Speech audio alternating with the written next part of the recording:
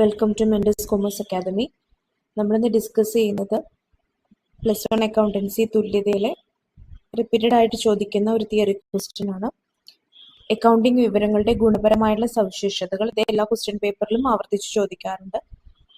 4 പോയിന്റാണ് നമുക്കിതിൽ പഠിക്കാനുള്ളത്. വിശ്വാസ്യത, പ്രസക്തി, മനസ്സിലാക്കൽ, താരതമ്യപ്പെടുത്തൽ. ഇതാണ് അക്കൗണ്ടിങ്ങിന്റെ ഗുണപരമായിട്ടുള്ള സവിശേഷതകൾ 4 വിശ്വാസ്യത എന്ന് വെച്ചിട്ടുണ്ടെങ്കിൽ നമ്മുടെ അക്കൗണ്ടിങ് വിവരങ്ങൾ എന്ത് ചെയ്യണം, അത് ഉപയോഗിക്കുന്നത് പുറമെയുള്ള ആൾക്കാരാണ്, ഇൻട്രസ്റ്റഡ് പാർട്ടീസ് ആണ്. ഗവൺമെന്റ്, എംപ്ലോയീസ്, കസ്റ്റമേഴ്സ്, സപ്ലയേഴ്സ്,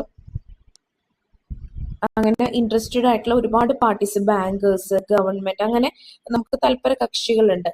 അവരത് ഉപയോഗിക്കുന്നുണ്ട്. അത് ഉപയോഗിക്കണമെങ്കിൽ അവർക്ക് അത് എങ്ങനെയുള്ള വിവരങ്ങളായിരിക്കണം, അതിൽ നമ്മൾ മിസ്റ്റേക്കുകളൊന്നും പാടില്ല, പക്ഷപാതം പാടില്ല. അപ്പൊ അത് വിശ്വസിക്കാൻ പറ്റണം. അവരത് ഉപയോഗിച്ചിട്ടാണ് നമ്മുടെ ബിസിനസ്സിനെ വിലയിരുത്തുന്നത്. അപ്പൊ നമ്മൾ കൊടുക്കുന്ന അക്കൗണ്ടിങ് ഇൻഫർമേഷൻ എന്തായിരിക്കണം, വിശ്വസിക്കാൻ പറ്റുന്നതായിരിക്കണം. ഇത് ഉറപ്പാക്കാൻ വേണ്ടിയിട്ട് നമുക്ക് എന്ത് ചെയ്യാം, അത് പരിശോധിക്കാവുന്നതുമായിരിക്കണം.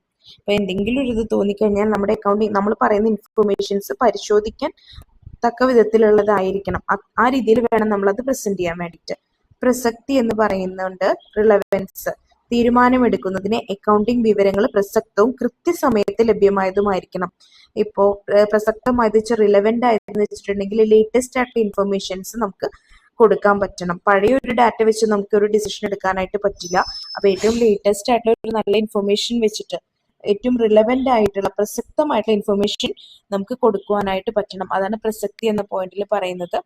മനസ്സിലാക്കൽ, അക്കൗണ്ടിംഗ് വിവരങ്ങൾ അത് ആശയവിനിമയം നടത്തുന്നവർ എന്ത് ചെയ്യണം, മനസ്സിലാക്കണം. അക്കൗണ്ടിംഗ് വിവരങ്ങളുടെ ഉള്ളടക്കം, അതിന്റെ പോരായ്മകളും കൂടി കാര്യങ്ങൾ വ്യക്തമായി അറിയിക്കാൻ പര്യാപ്തമായിരിക്കണം, മനസ്സിലാക്കാൻ പറ്റണം. ആ നമ്മൾ കൊടുക്കുന്ന അക്കൗണ്ടിംഗ് ഇൻഫർമേഷൻ ആർക്കും എന്ത് ചെയ്യാൻ പറ്റണം, അത് മനസ്സിലാക്കണം. അത് ആശയവിനിമയം നടത്തുന്നവരെ മനസ്സിലാക്കിയിരിക്കണം. അക്കൗണ്ടിംഗ് വിവരങ്ങളുടെ ഉള്ളടക്കം, അതിന്റെ എല്ലാ പോരായ്മകളോടും കൂടി കാര്യങ്ങൾ വ്യക്തമായി അറിയാൻ പര്യാപ്തമായിരിക്കണം എന്നാണ് പറയുന്നത്. അടുത്തത് താരതമ്യപ്പെടുത്തലാണ്, കമ്പയറബിലിറ്റി.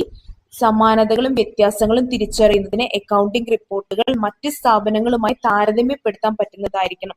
ഇപ്പൊ നമ്മുടെ ഫിനാൻഷ്യൽ സ്റ്റേറ്റ്മെന്റ്, നമ്മുടെ കമ്പനിയുടെ രേഖകൾ വേറൊരു കമ്പനിയുടെ രേഖകളായിട്ട് നമുക്ക് താരതമ്യം ചെയ്യാനായിട്ട് പറ്റണം. അതിനുവേണ്ടി നമ്മൾ എന്ത് ചെയ്യണം, ഒരു കോമൺ ആയിട്ടുള്ള ഒരു ഫോർമാറ്റ് നമ്മൾ പാലിക്കണം. പിന്നെ കാലയളവ്, അക്കൗണ്ടിങ് ഇത് സാധ്യമാക്കുന്നതിന് അക്കൗണ്ടിങ് കാലയളവ്, ഫോർമാറ്റ്, അളവെടുപ്പിന്റെ യൂണിറ്റ് മുതലായവ എന്തിനായിരിക്കണം, ഒന്ന് തന്നെയായിരിക്കണം. എന്നാലേ നമുക്ക് നമ്മുടെ ബിസിനസ്സും വേറൊരു ബിസിനസ്സും തമ്മിൽ നമുക്ക് താരതമ്യപ്പെടുത്താനായിട്ട് പറ്റുള്ളൂ. അപ്പൊ 4 പോയിന്റാണുള്ളത്.